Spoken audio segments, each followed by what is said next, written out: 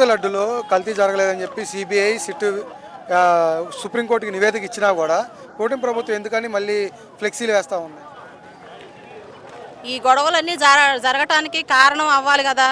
అది అడిగితే మళ్ళీ తప్పు, నిజాన్ని అడగటానికి కూడా రైట్స్ లేవు.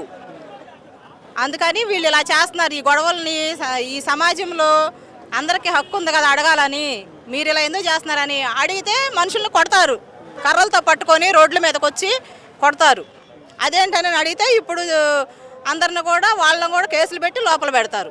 అది నిన్న గల్లామాది గారు ప్రెస్ మీట్లో కూడా జగన్మోహన్ నువ్వు ఎలా వస్తావు గుంటూరుకి నేనే చూస్తానని చెప్పేసి ప్రెస్ మీట్లో అన్నారు. దీన్ని ఎలా చూస్తారు?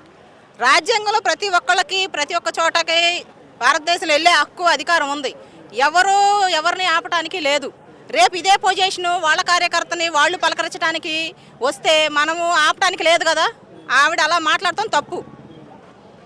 కానీ ఈ లడ్డూ వ్యవహారంలో పవన్ కళ్యాణ్ గారు ఎందుకని స్పందించట్లేదు? గతంలో ఇదే పవన్ కళ్యాణ్ గారు మెట్లు అడిగారు కదా, ఇప్పుడు ఎందుకని రావట్లేదు అంటారు? అది పవన్ కళ్యాణ్ అన్నకే తెలియాలి. అది ఆడపిల్లలు అందరూ నా చెల్లెళ్ళు అన్నారు కదా. ఇప్పుడు రోజున ఆడపిల్లలను బయటకు వచ్చి అడుగుతున్నాం. మరి ఆడపిల్లల్ని వచ్చినా కార్యకర్తలు వచ్చినా ఎందుకు స్పందించట్లేదు అనేది తెలియాలి. మరి అది తెలియని విషయం. ఇప్పుడు సిబిఐ ఎంక్వైరీ ఇచ్చి ఆపినప్పుడు చెప్పినప్పుడు వీళ్ళు మరి కల్తీ ఉందని ఫ్లెక్సీలు వేయటం అనేది అధికారం ఎవరిచ్చారు వాళ్ళకి?